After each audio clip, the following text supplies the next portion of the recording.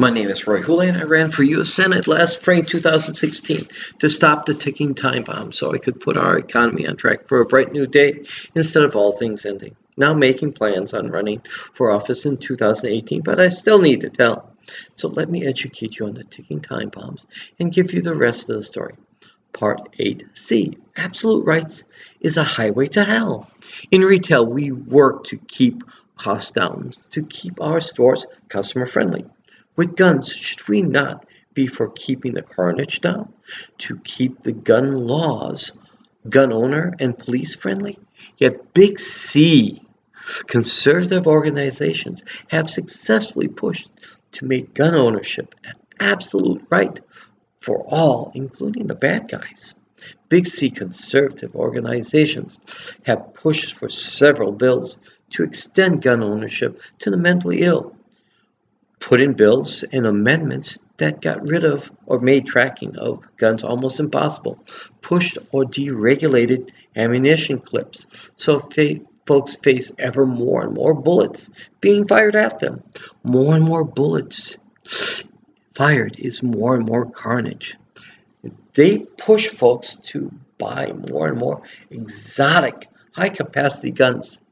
They are for keeping bump stocks in the market, which made the Nevada carnage possible and other mass shootings possible. They are to this day trying to deregulate who can have a silencer, which will only make the carnage ever higher. You cannot but see an ascending spiral of carnage coming at the US. One has to really wonder why Big C conservative organizations are pushing US down the highway to hell. When I look back at Remington, the largest US gun manufacturer, and they knowingly produce guns with faulty triggers since 1971 to today, from court documents and their own research, which go off without warning, killing good folks, often children,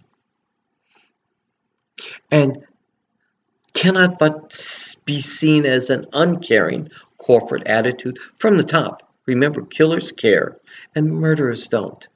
Are murderers good guys or bad guys? Actions speak louder than words. Bad guys, maybe? I hear that after the San Bernardino massacre, there was like 485,000 FBI background checks. Today, we have to use background checks as an indirect indicator to gun sales because legal sales in the brick and mortar stores require a background check. But there are plenty of places that don't conduct a background check today. It is a sales loophole that bad guys use. Here I see only an old-fashioned double-barrel scare-to-tear gun job. What is a scare-to-tear gun job? I scare you with a real or imaginary threat to take something of value from you. Most of the time, money. Every massacre, two things happen. Folks buy guns, one, because they fear they or someone they love will become a victim of a bad guy with gun massacre. So they go out and buy a gun, maybe two, one for the front door and one for the bedroom. This is known as the door and bed defense plan. If I know it, don't you think a bad guy knows it? Understand, a bad guy comes to your door with his gun already drawn. Are you going to greet everyone, including your friends? How about the police with a pointed gun? Not a good idea. Are you going to place armed guards outside your churches?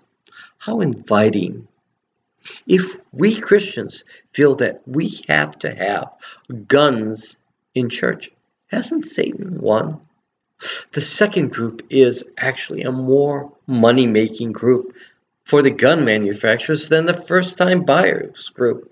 That is the long-time exotic gun owners. Long-time exotic gun owners represent just 3% of today's gun owners, but one half of the gun sales are due to them. They buy 99% of the exotic semi-auto guns. They also buy 99% of the exotic gun modification products. There are links to this proof of bump in gun sales following. You want to know who the longtime gun owners are? There are actually several categories in this group. There are gun collectors like I and my dad used to be. Let's be honest, guns are cool. We had guns from flintlocks to Japanese sniper rifles.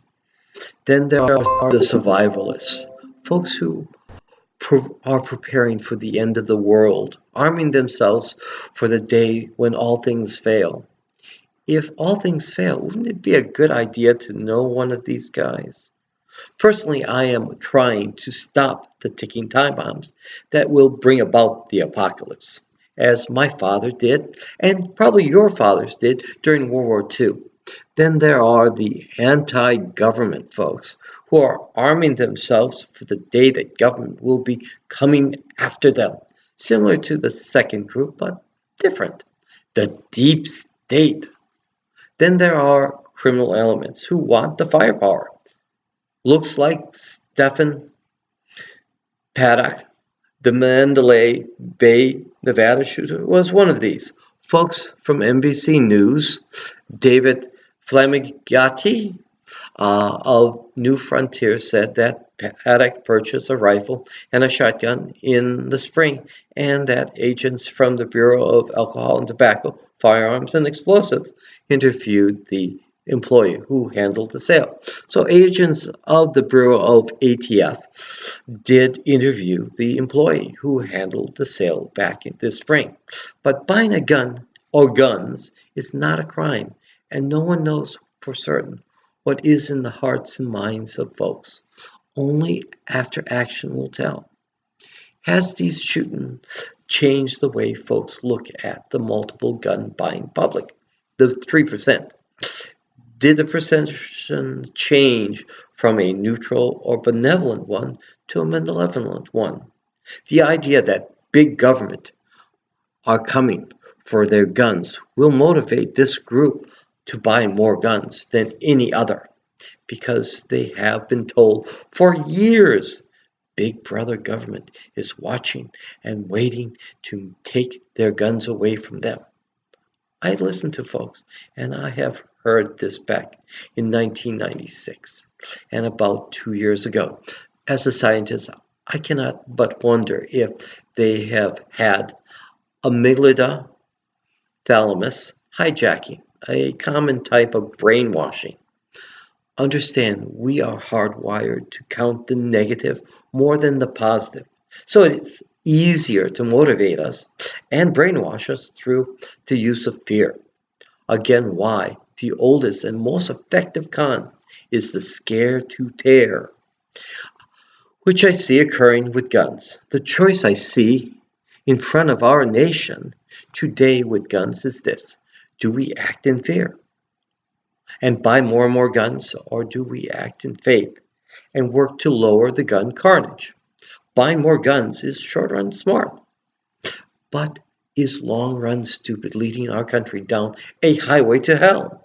Working to reduce the carnage produced by guns of mass destruction is short run stupid, but in the long run smart, leading the bad guys, creating less and less carnage. Less, yes, you will have to respect folks' right to life. Yes, having a gun will not be an absolute right of law-abiding folks, but neither will it be an absolute right for the bad guys either. If you like what you hear, would you do me a favor and subscribe to my Rory for Us YouTube channel? You have a good and blessed day. Bye.